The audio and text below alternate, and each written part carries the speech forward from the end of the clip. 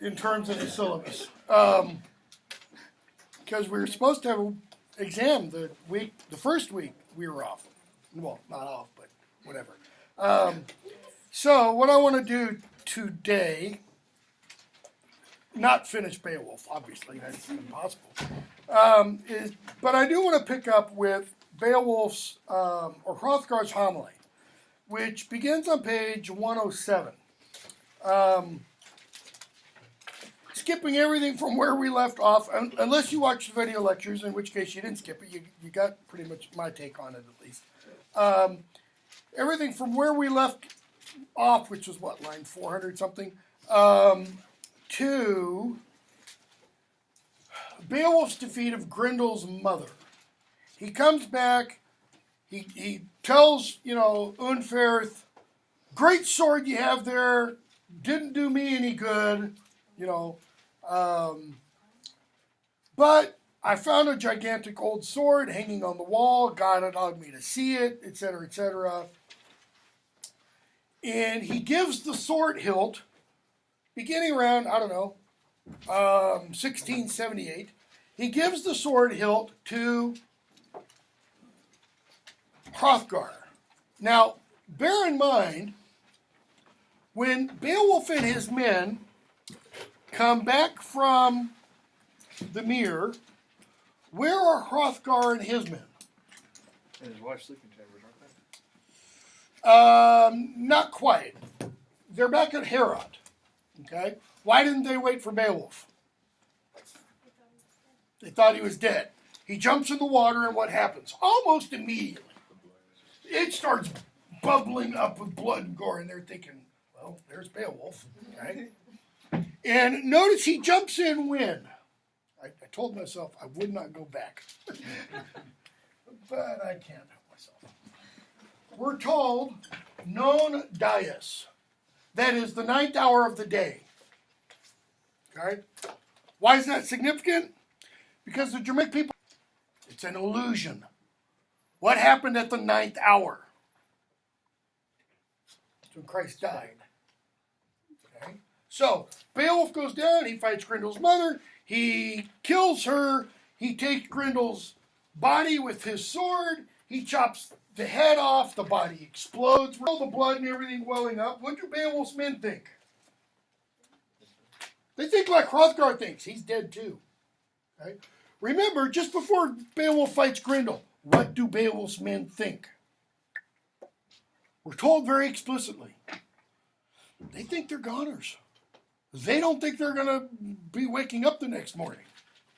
Okay? Why is that significant? Possible biblical parallel. What do Christ's men think? Christ's things think when they go up to Jerusalem the last time. Thomas says, well, we may as well die with them. Okay? So, Beowulf does come back. His men are surprised. They're pretty big. Beowulf carries it by himself with a sword hilt, swimming upstream. He does have 60 men. He does have the strength of 60 men in each hand grip. How long did it take Beowulf when he jumped into the water to get from the surface of the water to the bottom of the mere? A mere, by the way, it's usually called Grendel's mere. A mere is like a pond. How deep is a pond? Not very. Maybe 20 feet. How deep is a lake? Go to Lake Tahoe. A couple thousand feet. A lake can be very deep. One of the differences between a lake and a pond. How long does it take Beowulf? We're told it takes him whil dies. A while of the day. Which your footnote, if I remember correctly, says, the greater part of a day. Well, what's the greater part of a day? Is that mere figurative language? It took him a while. Well, if you're a literalist, and I'm not saying you have to be, but if you're a literalist, a greater part of the day is 12 hours and 1 minute. This isn't Jacques Cousteau. He's not diving with quote-unquote aqualungs. So how does he spend the better part of a day underwater. Huge lung capacity? No. What's it telling us about Beowulf? As the poet has already told us, in terms of the strength of his hands. He's got the strength of 30 men in each hand. He's not like us. He isn't like us. He's not supposed to be like us. We are not supposed to see Beowulf as just another, German hero. He's what? He's a German superhero. He is a mythic figure. Okay? He's the quintessential Marvel superhero, but dressed in chainmail, not tights. So, he comes back. His men are surprised. Beowulf hands the head to his men, and it's like the head, drops to the ground. So they each stick a spear inside the neck, up into it, and they're carrying it. And then they get the hair out, and what do? Do they keep carrying it like this and bring it all the way in? Nope. They put it on the ground, they take the spears out, and they grab it by the hair, and they drag it. So that the cut part of the underside of the head is dragging on the paved flooring, the cobble flooring. And what you're doing? And as it along the floor, what else happens? Blood's pouring out everywhere. Blood and brain matter is depositing on the floor. That's what, the women are going, ee! Okay? A grisly spectacle. A grisly spectacle, as it's called. So then Beowulf gives the sword hilt to Hrothgar. And we're told, the golden hilt was placed in the hand of the gray-haired war chief, wise old leader, that old work of giants. That old work of giants, that's not referring to the gray-haired wise chief, that's the sword hilt. Why is it a work of giants? What size sword is this? Massive. This is a big sword. This isn't like a Scottish broadsword, that can be 6 feet long with a hilt that's a foot long. This is a big sucker, okay? So, and we're told, the old work of giants, it came to the keeping of the Danish lord after the fall of demons. The sword hilt, after the fall of demons. What demons? Well, maybe specifically Grendel and Grendel's mother, but it's also a work of wondersmiths. And when that evil-hearted man, God's adversary, Grendel, gave up the world, guilty of murders, and his mother too, it passed to the possession of the best of world kings between the two seas, of all those that dealt out treasures in Danish lands. That's Hrothgar. The best of all sea kings, or the best of world kings between the two seas. That is, the sea of the everyday world and the encircling sea of Midgard. See, according to Norse mythology, there is a water that encircles the world, where the Midgard serpent lives. And what happens? Hrothgar spoke. And then he doesn't speak. He spoke, but then he looks at the hilt. And what does the hilt tell us? Where was written the origin of ancient strife?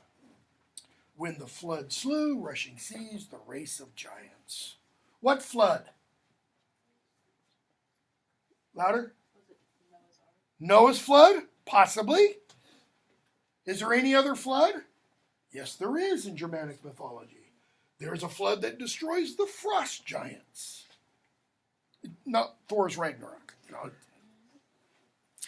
That was a people alien to the eternal Lord. A last reward the ruler gave them through the raging waters. Also on the sword was written, for whom the sword was made. We've got all kinds of examples of Viking Anglo-Saxon swords that have written on them, Fred had me made, or I was made for Fred. Okay? So, then Hrothgar speaks, and he delivers what is usually referred to as Hrothgar's homily.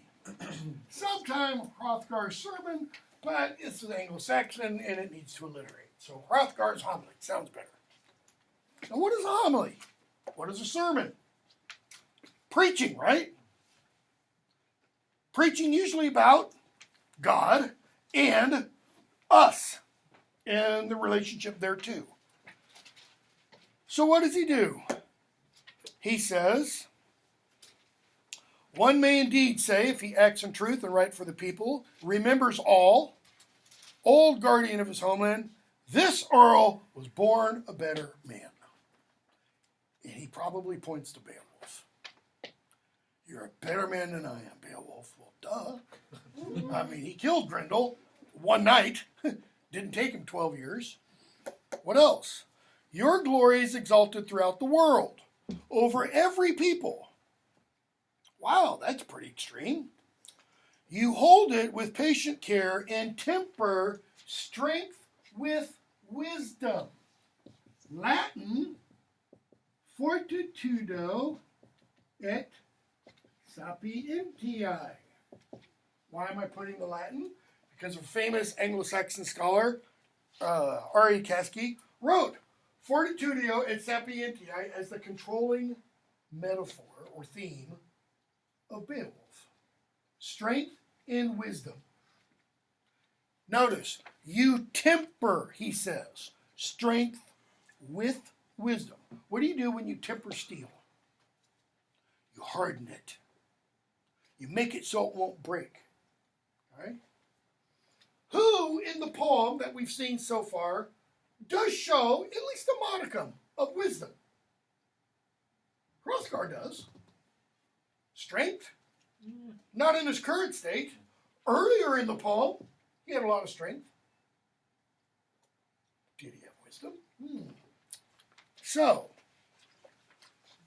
strength with wisdom. So he says, I will fulfill our friendship. You shall become a comfort everlasting to your own people and a help to heroes. Notice, a comfort everlasting. The word comfort there, by the way, is that word we've talked about before, frovra, a consolation. Okay? What kind? An everlasting consolation. Well, how can that be? Is he going to live forever? I mean, is he Jesus? No, by the way. He's not Jesus. He's not a representative of Jesus. He's not Christian. Beowulf is not Christian. He's pagan. Okay? So what does Hrothgar mean? He's brought glory to his people forever. Okay, he's brought glory to his people forever, but glory isn't the same as comfort. Comfort and consolation kind of mean, you know, they were sorrowing before and you've eased their sorrow. You've eased their pain somehow. So, he says, not so was Hermod. And he gives us, is this the first? I think it's the first Hermod digression. It's called a digression. Why? What do you do when you digress? I do it all the time in class, right? Oh, look, a bunny. You lose your focus. You no longer go what you're after and you go off somewhere else. The Beowulf poet has been accused of doing this all the time. Something reminds him of a story and he goes off to tell about that other story. Okay? Beowulf kills Grendel. What does the poet do? Ooh, I know a really good story about a girl and her brother, the king, and she gets married to the enemy of the brother, the king. She goes to live with him, and they have a fight, and they all get killed, and she gets brought back to her own. It's called the Finnsburg episode. What does it have to do with Beowulf? The character, nothing. Well, other than what lies at the heart of the Finnsburg episode. One word, feud. And the poet keeps coming back to that idea. Not so was Hermod. Hermod is the exemplar, the perfect type of the bad king.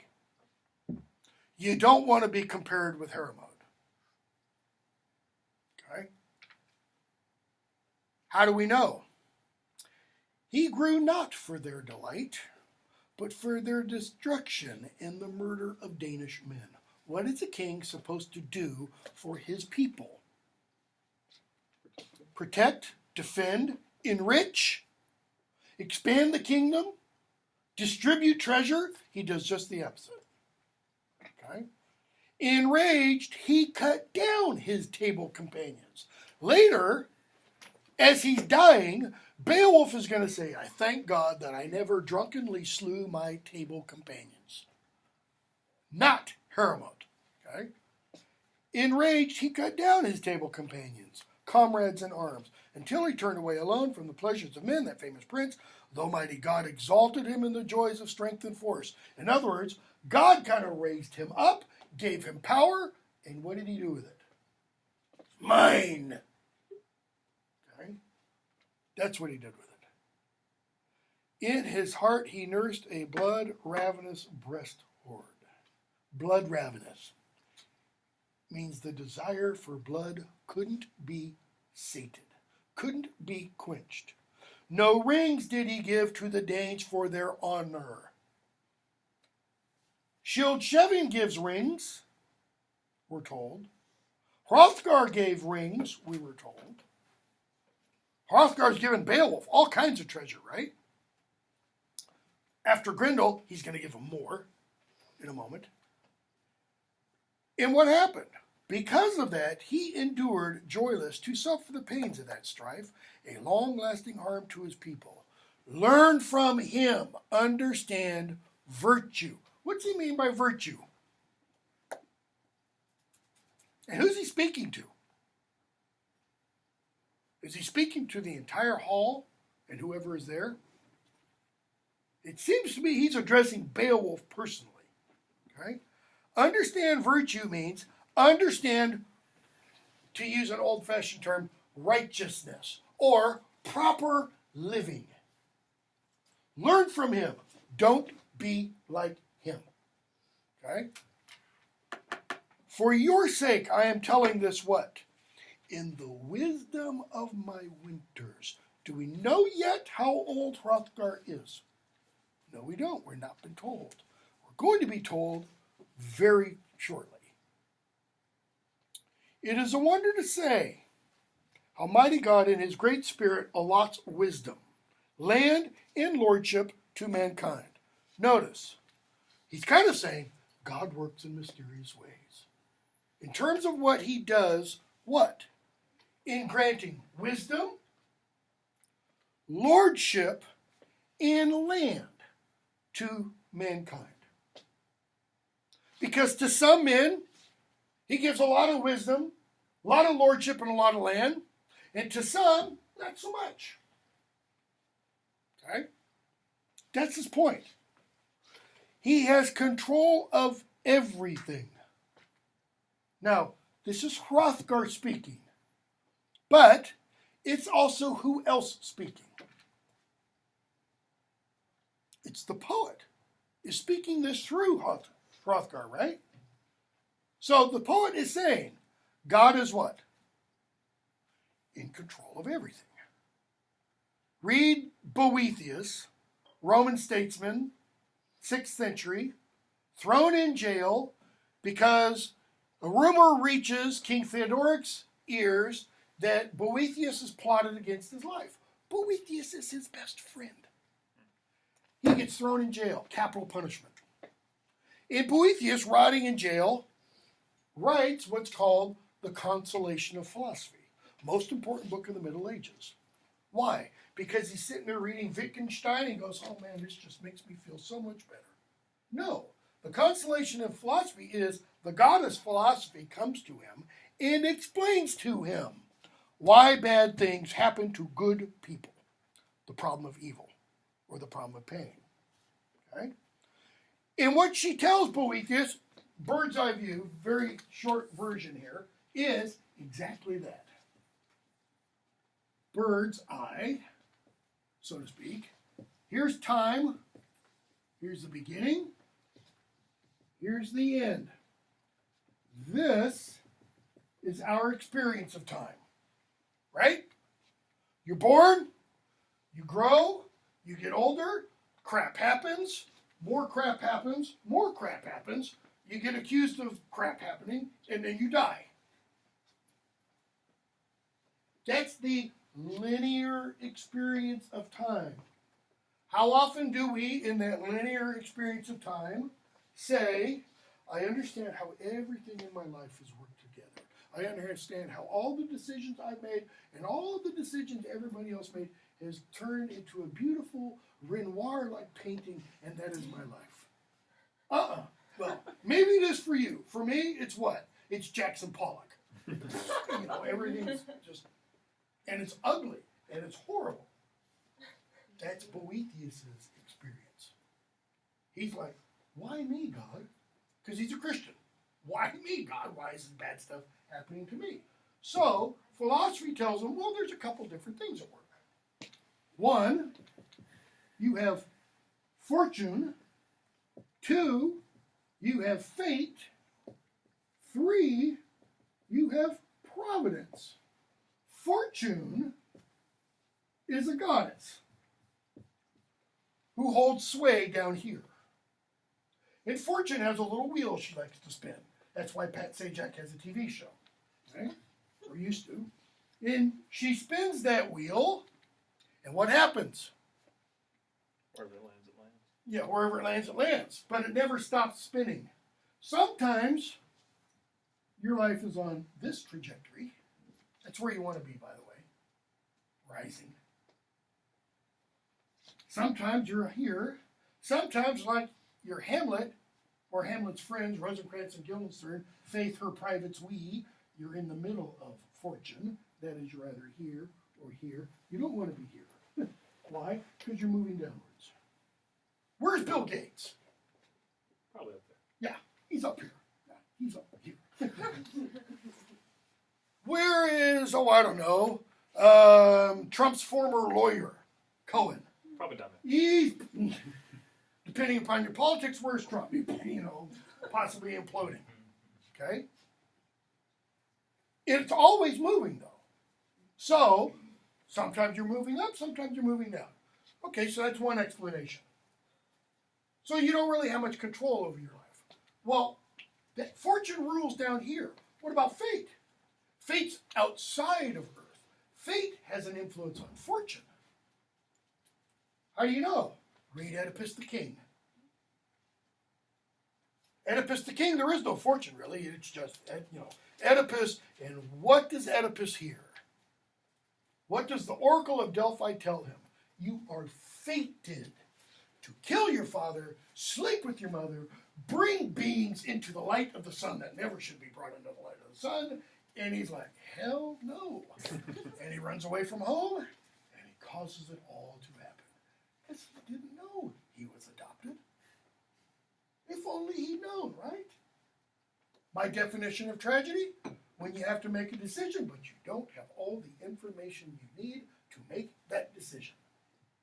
Pretty much applies to every decision you have to make. Okay? My human life is tragic. So there's fate. But what lies beyond fate? In the Greek system, nothing. See, you've got fate, and the gods are over here. The gods can see fate, they can't control fate. Fate doesn't control the gods either. But this isn't the Greek system. Providence. What's providence? That's this overarching governorship, rule, principle of the universe that says ultimately what? What St. Paul writes in Romans 8:28. All things work together for good for those who love God. But notice, for those who love God. You don't love God, you're screwed. Okay? Which Calvin really takes and runs with. We'll talk about later. So the upshot of Bede's point is this. We experience all this crap that happens this way. All life's ups and downs. How does God, quote unquote, experience it? Notice. Beginning, end is what? In Providence's perspective. It's called the eternal present. Eternal, outside time, present. Everything happens when? Now. Beginning of time, end of time. Before the foundations of the world were created, Christ was crucified. Why? Beginning of time, before the creation of the world, Christ was crucified. That's somewhere here. But from God's perspective, that's now. And what she tells Boethius is, don't worry, God's got it all in control. Okay? Back to the poem for a moment. So, he says, it's a wonder to say how God has da-da-da-da-da. He has control of everything. That is not a pagan Germanic idea. How do you know? Watch Thor Ragnarok, which is really bad Germanic mythology, by the way. Does Odin understand everything? No. In Germanic mythology, Odin doesn't understand everything. He does have a pretty good idea what's going to happen at Ragnarok, but he doesn't understand exactly. Okay? The Beowulf poet does. Why? The Beowulf poet is a Christian author looking back on a pre-Christian pagan Germanic society and putting that pre-Christian pagan Germanic society in a world that he can kind of intrude his Christian mentality. He can, in other words, put some ideas in the mouths of characters that historically they never would have said. Hrothgar historically never would have said this. He would have said, life sucks and then you die. That would be the more pagan Germanic mentality. So, he goes from there to, let me tell you a story.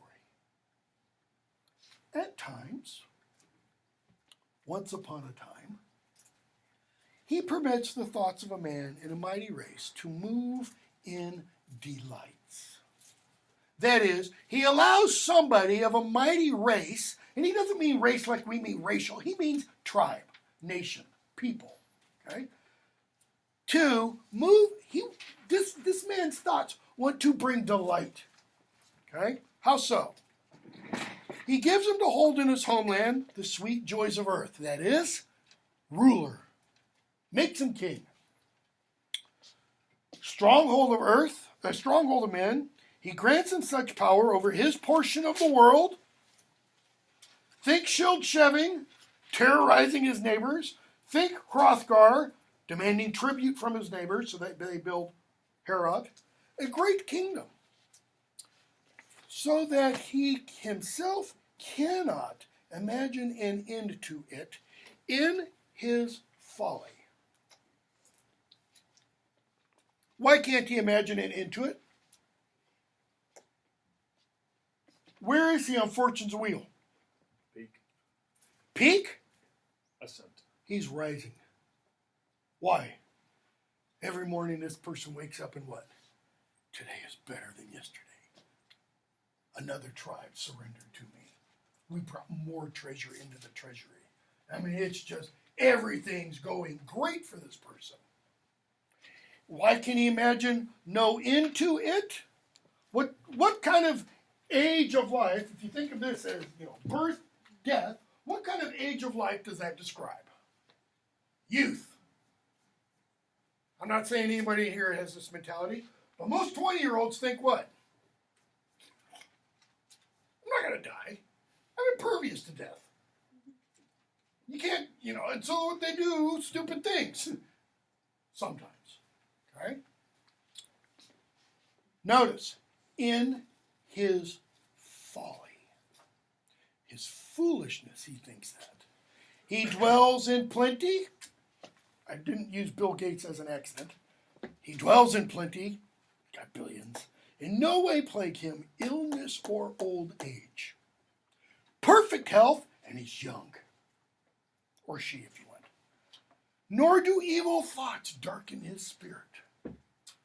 He's not a quote-unquote sinner who needs Jesus, Nor any strife of sword. Nor any strife or sword. Why not? He doesn't have any enemies. Why not? He's conquered them all. Because he's so powerful. Because he's so powerful. Hate shows itself, but all the world turns to his will. All the world means all the known world for that individual. Turns, it bends to his will. How powerful is this person for his general localized area? He's all powerful. That's shield shoving. That's Hrothgar at his peak. That's Hermod at his peak. Okay? And what happens? At last, his portion of pride within him grows and flourishes. What does that mean? His portion. It's the bit of pride he was given, he was created with. It does what? Grows. It grows. Notice, that bit of pride, that's fine. It's fine to have a little bit of pride. Pride in a job well done. Pride in doing well on an exam or paper. Doesn't mean, I should feel bad. No, that's okay. But when it grows and flourishes, what does it do? It kind of steps outside its boundaries and says, well, maybe I'm a little bit better than I thought I was. While the guardian sleeps, the soul's shepherd. What's the soul's shepherd? What's the guardian? We have a word in modern English that they did not have in Anglo-Saxon. Conscience. What does that word mean? Look at it literally, and it's Cynthia, knowing. What's the conscience supposedly do? No. Don't. It's the knowing is there's that part that says, I shouldn't, but the pride part says, yeah, but I want. Notice it's It's inside. It's not external. And what happens? That thing sleeps. And what happens when it sleeps? That sleep is too sound. Why? Bound with cares. Overruled, as it were. The slayer too close, who sinful and wicked shoots from his bow.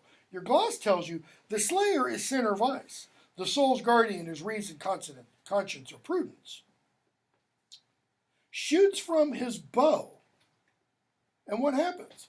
Then he is struck in his heart, under his helmet, with a bitter dart. Well, how many of you wear a helmet over your heart? I mean, unless you're Madonna with a metal bra. I mean, that's just weird, okay? The word is helm. And it doesn't mean helmet. It means protection. So what kind of protection do you wear, maybe if you're a soldier, over your heart? Breastplate, armor. A breastplate. Well, there's a passage in the book of Ephesians where St. Paul talks about spiritual warfare. And he talks about putting on the whole armor of God, which includes the breastplate of righteousness, which is for what? Putting out or stopping the fiery darts of the evil one. The word that gets translated here, bitter dart, the word bitter, can also be translated fiery or hot. So, the conscience sleeps, and he's struck in his heart, notice, under the protection by a hot dart. Okay? He knows no defense. Why? Because of it, in his folly, his pride grew. And the pride growing is what causes the conscience, the soul's guardian, to fall asleep. So what happens with that bitter dart? Strange, dark demands of evil spirits. Well, what are the strange, dark demands? What he has long held seems too little. Well, what has he long held? The whole local world. And now, it's not enough. Back when Bill Gates was in charge of Microsoft, it's probably before most of you were born. Internet Explorer, a rival company came into being called Netscape. How many of you use Netscape? Not many. Why? Because that evil, bitter dart entered Bill Gates' heart and said, mine. I want it all. I'm being facetious, obviously. Okay? That's what the speaker is saying. This guy who had everything, what? Wants everything plus. Or as advertisers say, and more. So, angry and greedy, he gives no golden rings for vaunting boasts. Who makes the vaunting boasts? The Thanes. I'll go do XYZ. Way to go. Here, take a ring, No. In his final destiny, he neglects and forgets. What's his final destiny? Death. What is everyone's final destiny? It's death. Two constants in life, death and taxes. Hamlet says, just before he gets ready to have the fencing match with Laertes, when he's talking with his friend Horatio, and they're talking about death, and Hamlet says, if it comes, then it won't come later. If it comes later, then it won't come now. The readiness is all. That is, you got to be ready to die when? Now. Because if you're ready to die now, then what does that mean? You'll be ready to die tomorrow. You can't be ready to die yesterday. Too late. So, his final destiny he neglects and forgets, since God, ruler of glories, has given him a portion of honors. A portion. The word there that's used for both portion there and the portion of pride, it's a dealing. God has dealt him out a little bit of pride, a little bit of honors, and what does he do with that little bit of pride and a little bit of honors? Look at me, I am, What is our current president? And I don't care your politics. Or what is our current president, he gets some good news. It's the Greatest economy the world has ever seen, It'll be the most beautiful wall since, even China won't be able to compare. I mean, that'll be a little teeny tiny wall compared to this wall. It's that kind of mentality, okay? So, he says, in the end, it finally comes about that the language from the wanderer and seafarer, the lone, life-dwelling, starts to decay. He was here, and now he's here. He was here, and now he's here. Okay? Used to run marathons. I walked 2 miles yesterday. My knees are killing me. And he says, it starts to decay and falls. Why? Fated to die. And by the way, in Old English, that word fate, it's related to the word feud. Like our bodies are feuding what? With the soul. Not that they are. It's a huge, distinction there. So, he says, and what happens? Another follows him who doles out his riches without regret. Well, what did this guy stop doing? He stopped giving out riches. He dies, and what does his son do? Here, have some, have some, have some.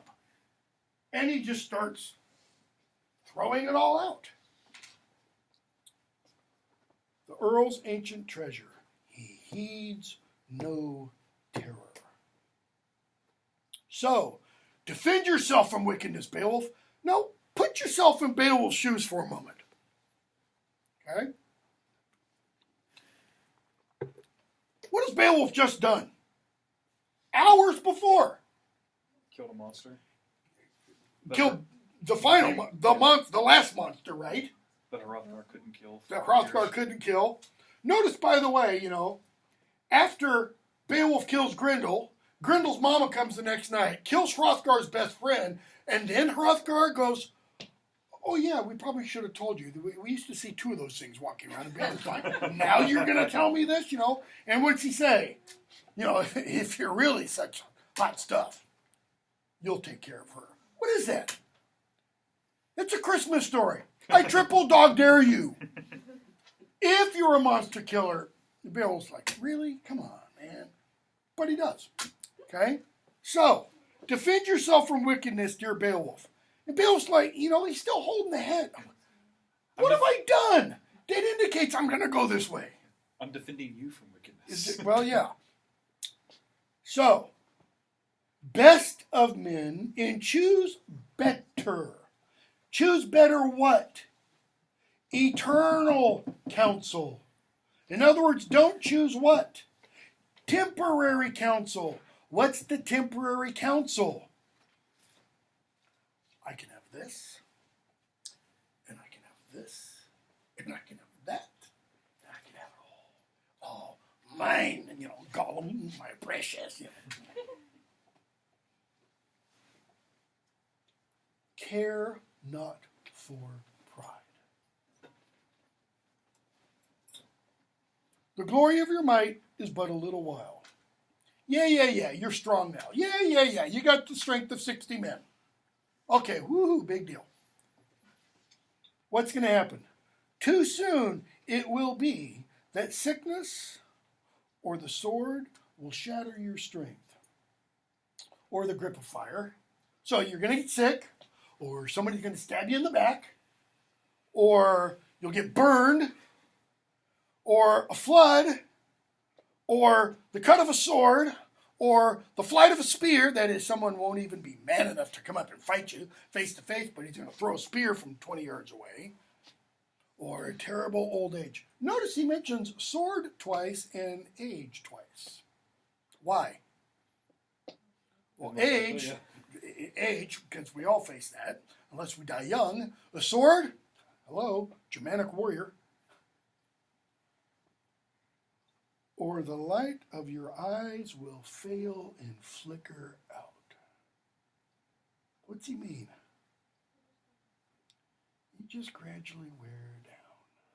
See, in Germanic society, if you're a warrior, you don't want to just gradually wear down. How do you want to go out? Butch and Sundance. I mean, you're just taking out, like Harry Potter says, well, if I'm going to go down, I'm going to take them all out with me. Good warrior fashion, kill all the evil bastards. Not in a nursing home. Not even able to hold a sword in your hand. Pagan Germanic fashion, real pagan Germanic fashion, if you're a warrior and you don't die with your sword in your hand, you don't go to Valhalla. Damn, that sucks. You just go to hell. Not the hell where people are having weenie roast.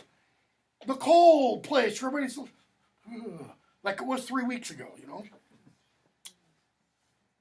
In one fell swoop, death, O warrior, will overwhelm you. Not the kind of guy you want to have at your victory party, right? Is this what you want to hear after you've been elected president? No! You want what? Good job. Good job. You're the greatest. You're going to be the greatest president the world has ever seen, What a downer. Why, however? What's the very next word? In the Old English, where is it? In the Old English, I'm pretty sure the word is 1769.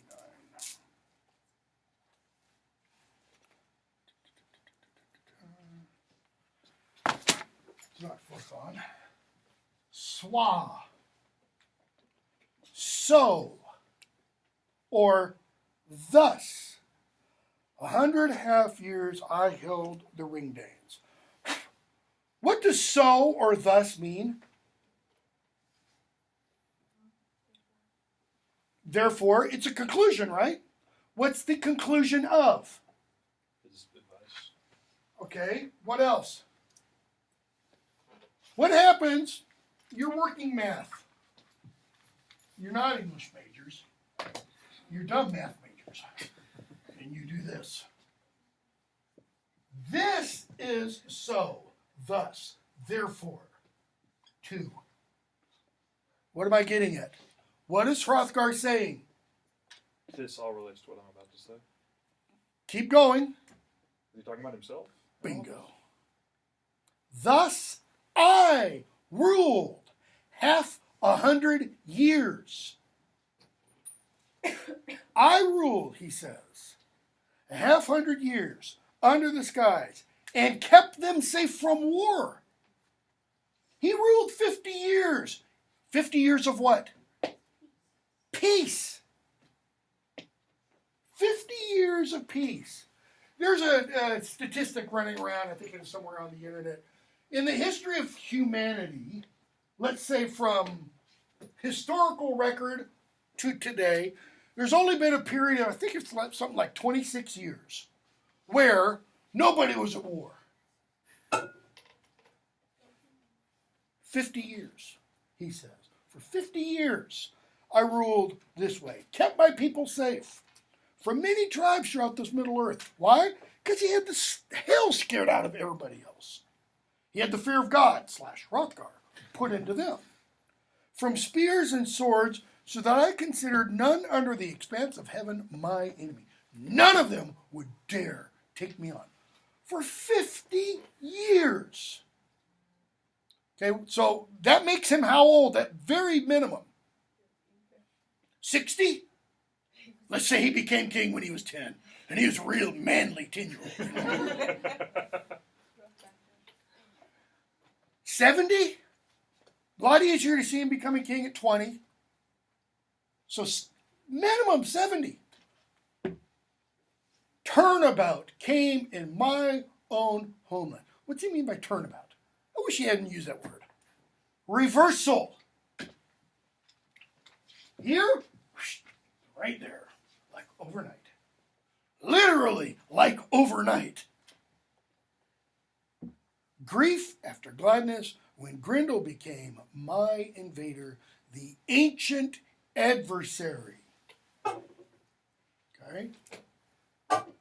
For that persecution I bore perpetually the greatest heart cares. Well, how long did Grendel come for? 12 years. So, maybe he was 20 when he began, plus 50, plus 12.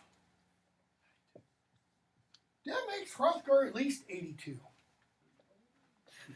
There's a good reason why he can't fight Grendel. There's a good reason why he talks about fortitudo et wisdom. He's gained a lot of wisdom, but what's his problem now? He can't grip a sword. That's why he goes off to his wife's bedchamber the night Beowulf goes off to fight Grendel. That, since we weren't here, we didn't get to talk about it. You probably, if you watched the lecture, you know, the Old English doesn't say he went out to seek his wife. The Old English says he went to bed his queen. So he's going to literally go screw around while Beowulf's going to go save his bacon by killing Grendel. Okay? Thanks be to the Creator, eternal Lord, that I have lived long enough to see that head stained with blood with my own eyes after all this strife. What's he mean? Go back to those passages, 168 and following, that I said a lot of scholars, including Tolkien, don't think are original to the poem. And those lines are about what?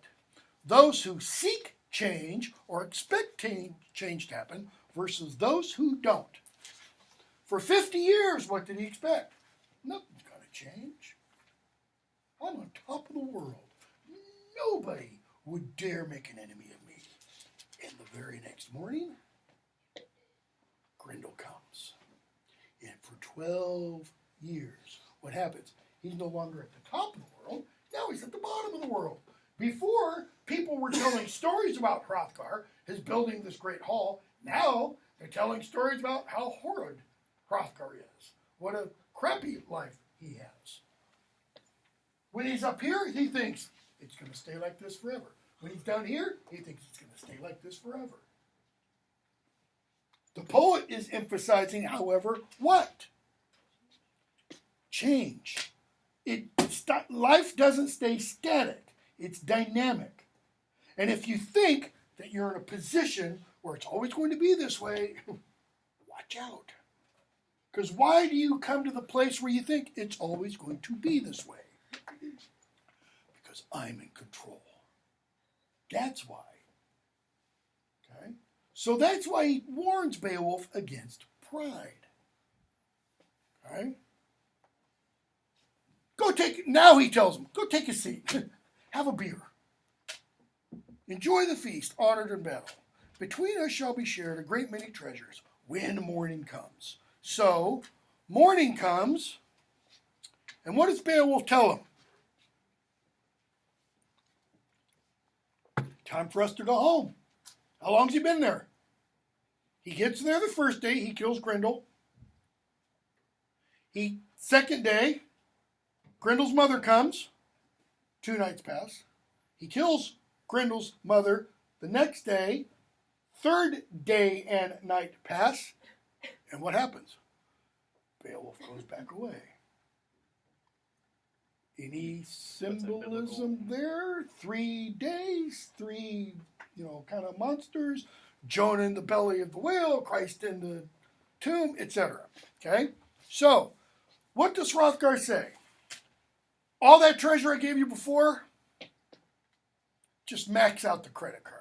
You're just getting more. Okay? And what else? Well, Beowulf tells him, should you have any problems, lines 18, 28 and following. If I hear that your neighbors threaten you, here's what's going to happen. I'm going to come at the head of 1,000 warriors. He says, I have faith in Helak, Lord of the Gates. Yeah, I know he's young. Shepherd of his people. He'll support me with words and deeds. Okay? So, it's a general. You have any problems with your neighbors? Send me a text. I'll be here at the head of 1,000 warriors. Notice, Helak will listen to me, though he be young. That kind of sounds like what? Beowulf's old. Kind of sounds like Beowulf's older than Helak, older than his uncle. Okay? And then he gets more specific. Line 1836. If ever Hrethric, son of a prince, decides to come to the Geatish court, he'll find friends there. Why? What might Beowulf really be saying? Because keep in mind, who is still here? Who's in the hall? You've got the hall, you've got Hrothgar, you got Hrethric, eldest son, Hrothmund, youngest son, Beowulf probably here. You got Unferth flitting around. Who else? All Hrothgar's men.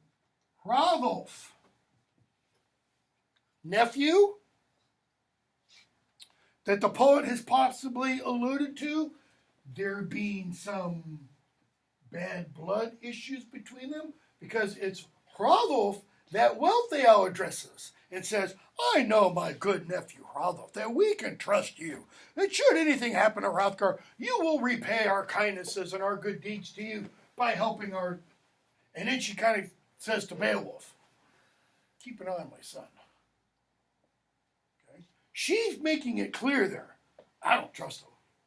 So by Beowulf saying, if Hrethric ever comes seeking a little help, he'll get what he wants. I think that's Beowulf telling Hrothulf, back off. Back down.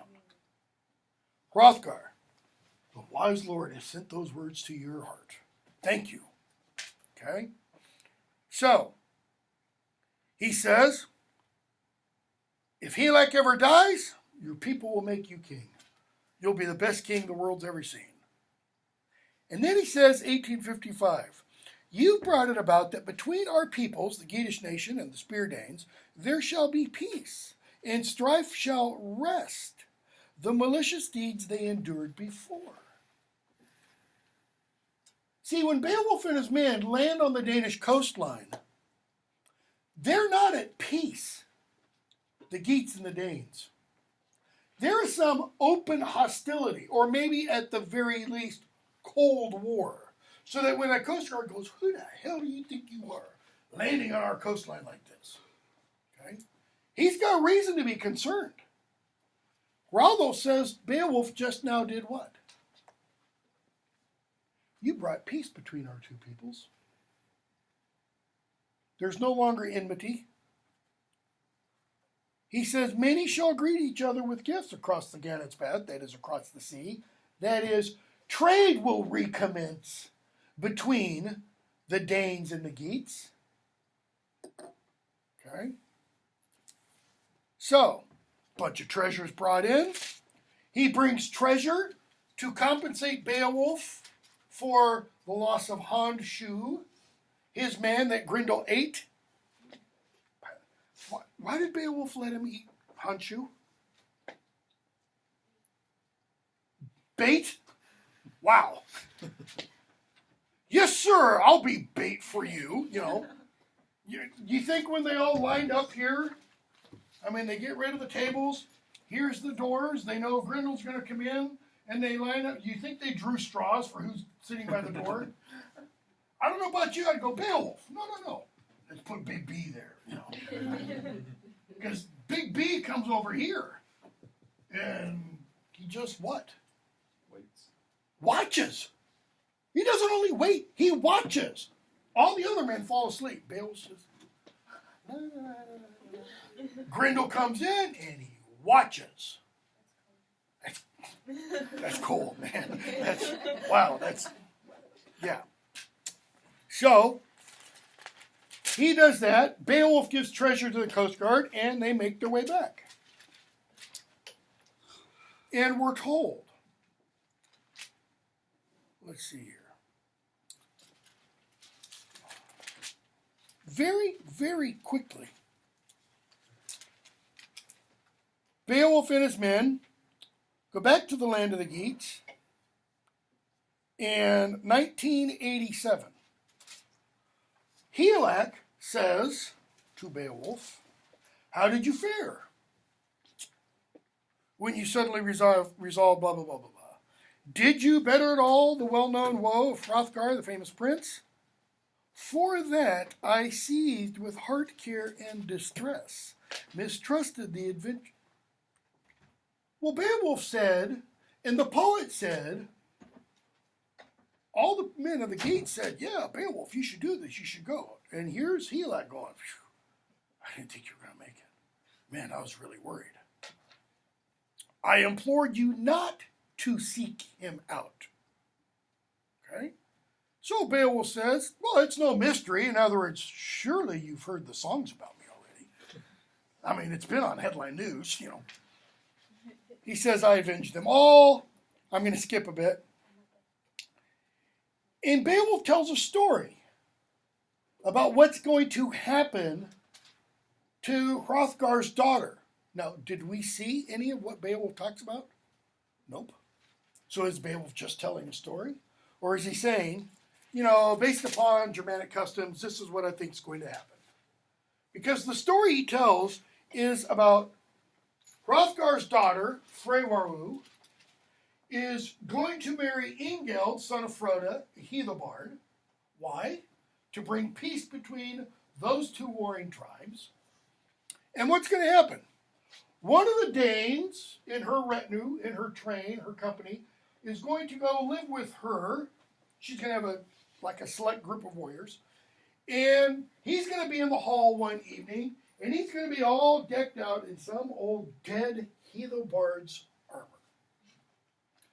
Armor that he got from his father, who killed the dead Heathobard. And so he's going to be strutting around, using that term intentionally, and some old Heathobard warrior will be sitting at a table kind of in the back of the hall, And he's going to say to some young Heathobard warrior, you see that dirty, rotten, blankety, blank Dane? Look at that armor. Do you not know whose armor? That's your daddy's armor.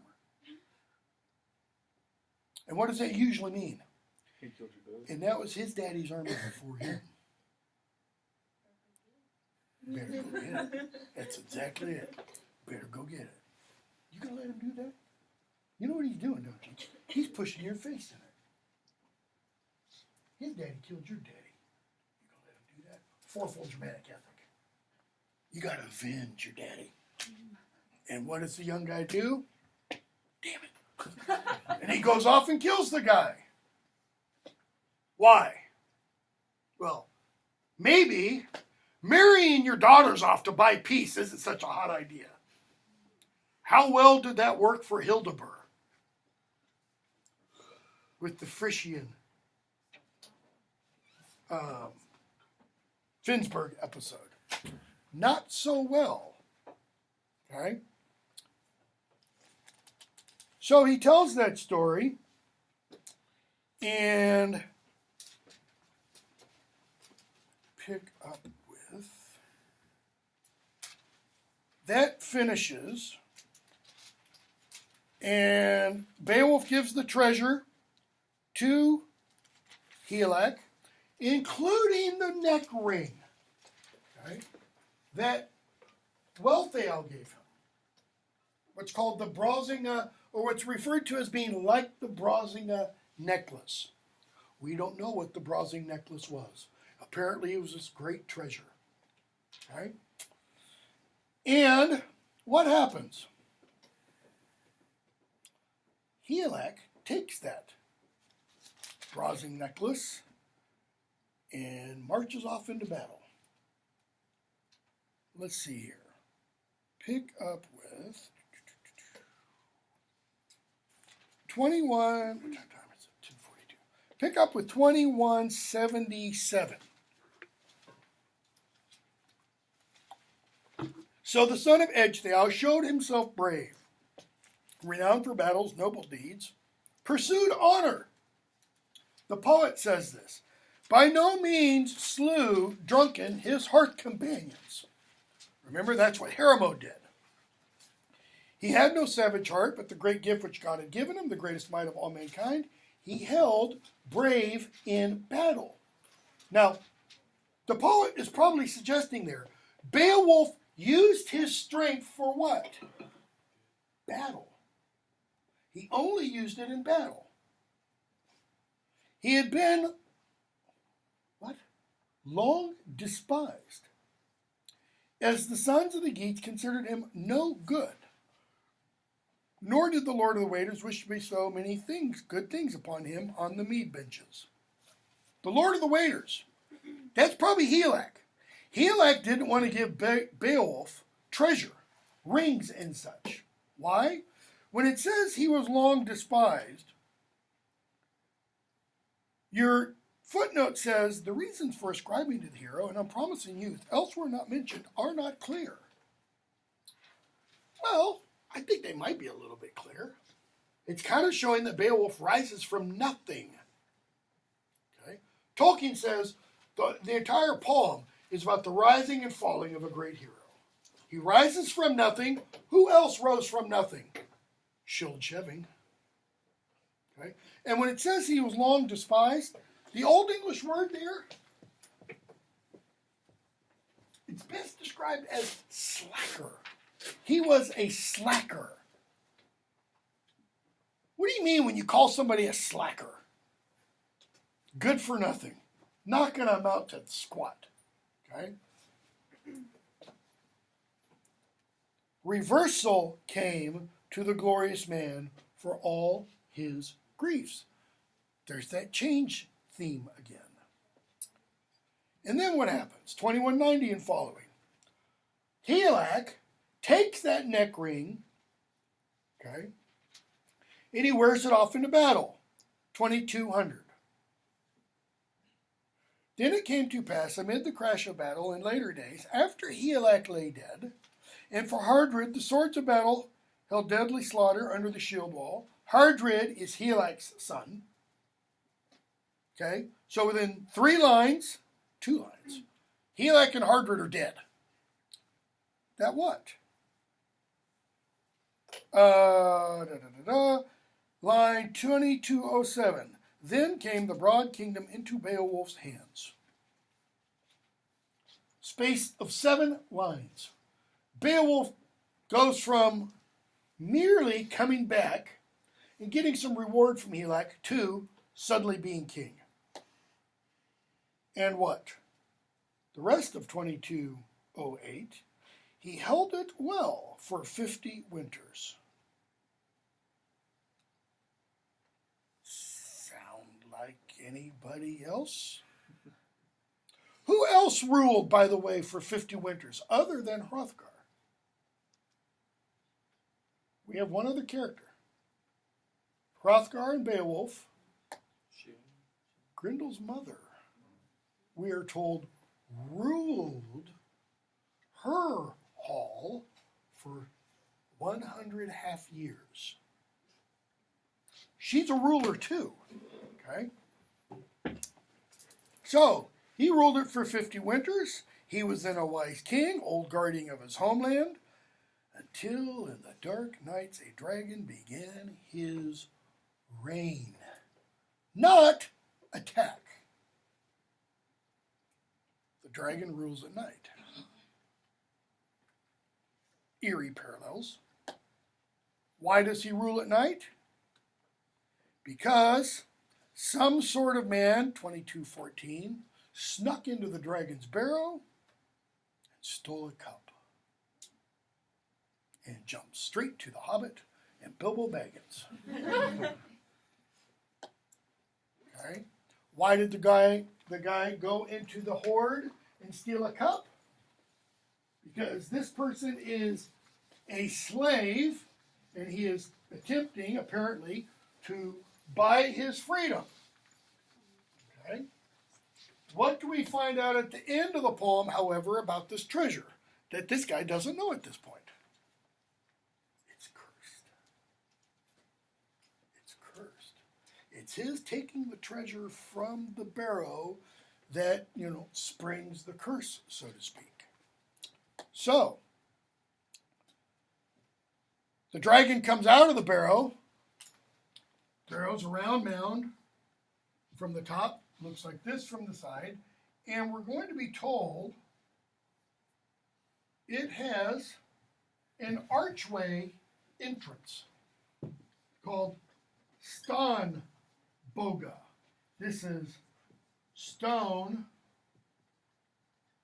bows, if you want. They're bent. Okay? And what does the dragon do? Well, the dragon probably comes out and does this kind of flight pattern. Just gets bigger and bigger and bigger and bigger. Why? Because he can't find footprints. So he's just, torching the whole neighborhood. What gets torched in the process? Beowulf's house. Okay? But before that happens, we get told another story, another digression, if you want, about how the treasure gets in the barrow in the first place. This, by the way, is called the Lay of the Last Survivor. Okay? Lay, it just means little song. Lay of the Last Survivor. That begins, about line 22, 33 or so, 22, 32. There were lots of riches in that hall, laid there by an unknown man in days long ago. In earlier times, death had seized them all. He who still survived, alone from that nation's army, lingered there. Sound like anything else we've read? It's like the Wanderer. This is the only person left of his tribe. Okay? And what's he do? He buries all the tribe's treasure. Awaiting Barrow, he found in an open field near the ocean waves, now new on the cape, new with safe for the crafty entrance, etc., etc. He takes all the treasure, he puts it in the barrow, and when he puts it in the barrow, he says this speech. Hold now, O thou earth, for heroes cannot the wealth of men. Lo, from you long ago, those good ones first obtained it. Long ago, that is, when this gold and silver and these jewels were first dug out of the earth.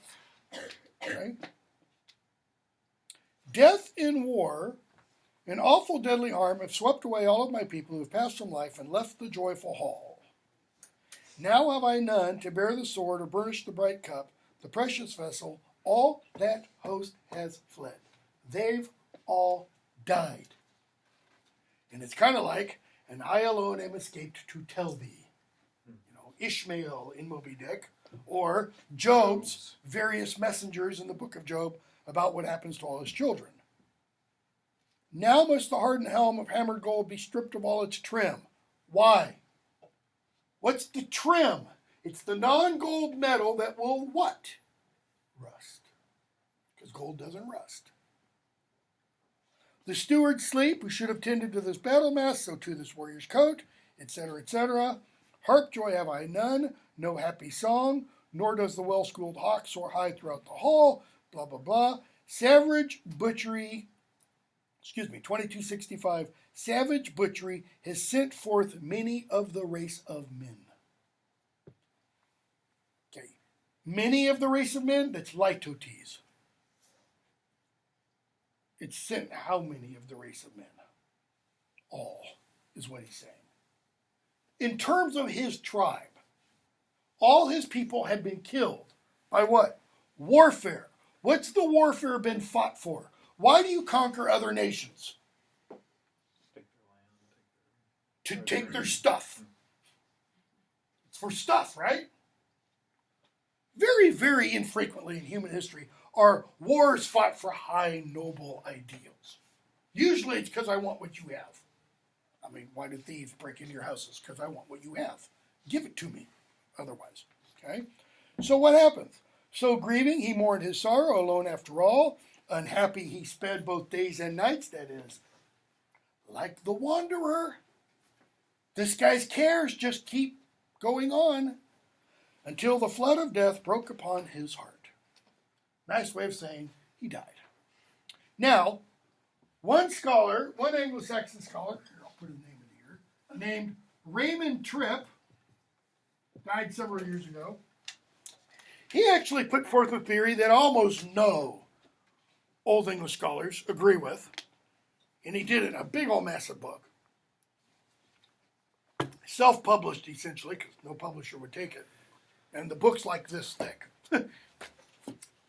Where he argues that the guy who puts the treasure in the mound, finally, knowing he's about to die, goes up, lies down on the mound, and dies.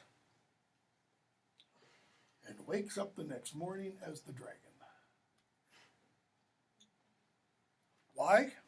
Because that's exactly what happens in a Norse myth called the Vafthrudnismal, which is about the life of Fafnir the dragon.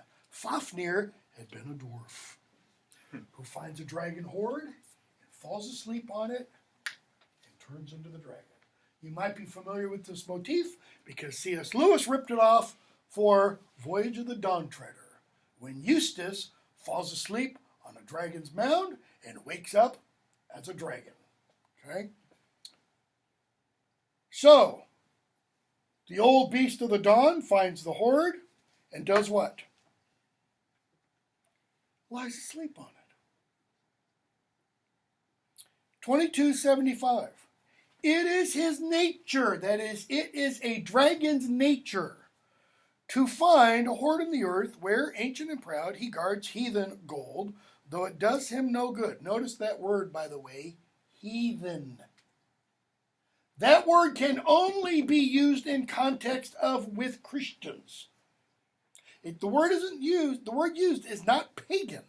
It's heathen. Heathen specifically refers to non-Christians. Pagan can refer to anybody out there. Okay? So, what's a dragon's nature to do? Find gold and sleep on it. And he sleeps for 300 years. Until the damn thief comes in and steals a cup. You want to wake a dragon? Steal some of its treasure. What's the motto of Hogwarts?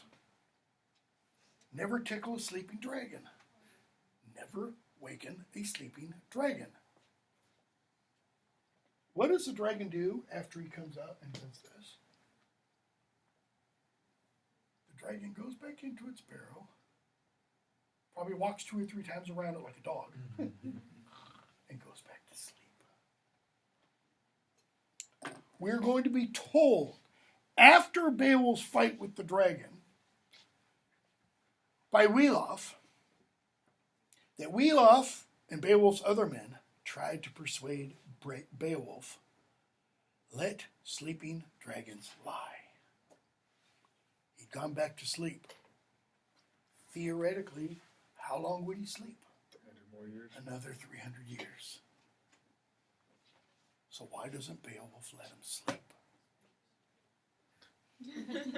Louder? He's mad.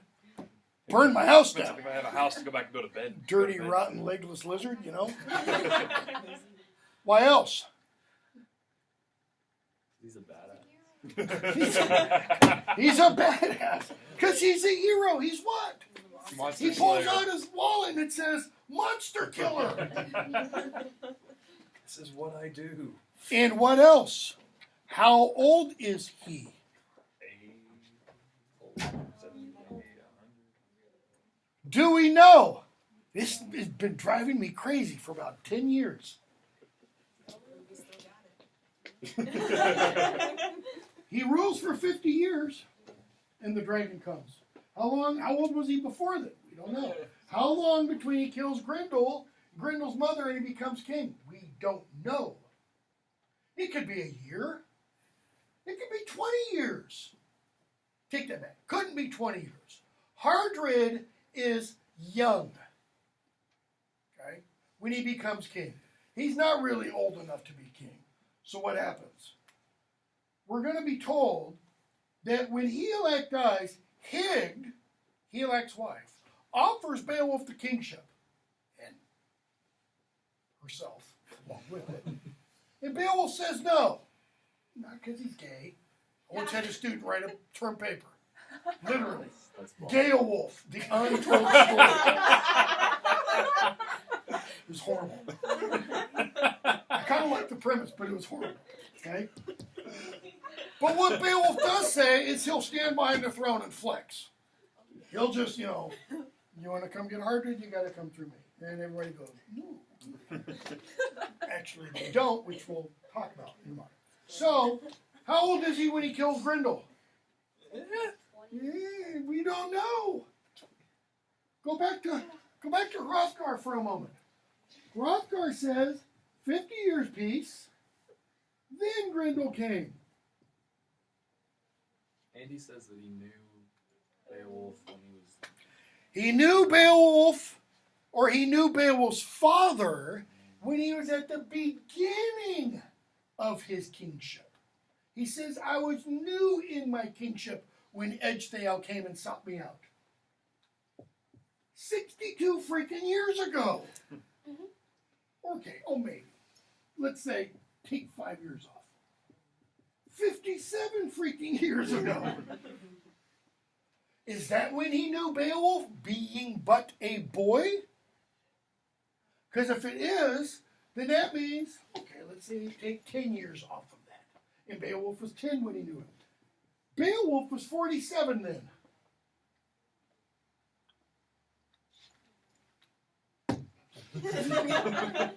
Means he's at least 97. Why does he want to awaken the dragon? He does not want to rot on his bed. Somebody come change my bedpan, you know. Okay. So, then the horde was looted. The dragon wakes up. The dragon goes and attacks. And torches the area.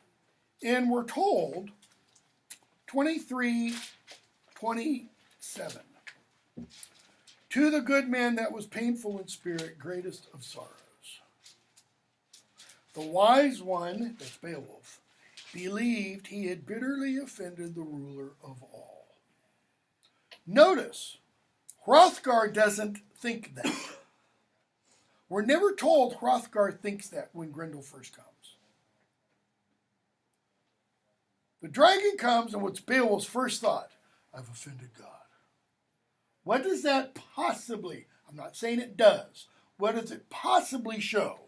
That he's gay, and God doesn't like gay people. I never should have mentioned that. No. What else? Relates to Hrothgar's homily. He's not full of pride. He immediately assumes, it's me. I've done this. I've done this to attract, okay, Grendel. That he done something against the old law. Now, go back for just a moment.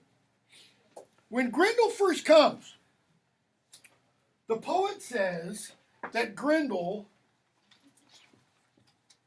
bore God's ire, his anger. What does that mean? What might that mean? Because it has more than one possible meaning.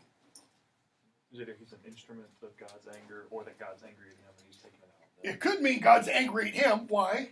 Because he's a descendant of Cain. Mark of Cain, all that kind of stuff. Or that he is bearing God's anger to Hrothgar. Why might he do that? Oh, I don't know. Go back and read the book of Judges in the Old Testament. And then, 1st, 2nd Kings and 1st, 2nd Samuel. That's entirely what the Old Testament is about. The Israelites do what? They follow God, and then they turn away. And then God brings ire to them. Pharaoh, Nebuchadnezzar, Samson, pick your ire, and brings them back. And then they fall away and brings them back and falls. Okay? Well, if we take Hrothgar's homily, what happened after 50 years? I don't need to think about that anymore. And then God goes, really? And refocuses his attention. So Beowulf seemingly immediately assumes, it's my fault. I've done something wrong. So what does he do? We're not told that he goes, prays to Jesus. Why? Because Jesus isn't mentioned anywhere in the poem. Why not? Because the poet knows that wouldn't work. It doesn't fit. That's why you have no references to saints. That's why you have no references to, quote-unquote, prayer to God, except at the very end, when Beowulf, just before he dies, where he offers a prayer of sorts. Okay? So, what does Beowulf order to be done? I need somebody to build me a big shield. And the description of the building of the shield is real similar to the description of the building of Achilles' shield in the Iliad. And some scholars have said, this indicates that the poet might have been familiar with the Iliad. There's some good reason to think that. What kind of shield does he have built or made? Iron. Why? Iron doesn't burn. It gets hot. It can melt. Okay. So, we'll stop there because we're going to pick up with 23:54, and believe it or not, we will finish on Thursday. Yeah. I'm going to have some stuff for you guys to watch at least over in spring break. On the beach in Daytona or wherever you're going to be. It's going to be colder in hell here.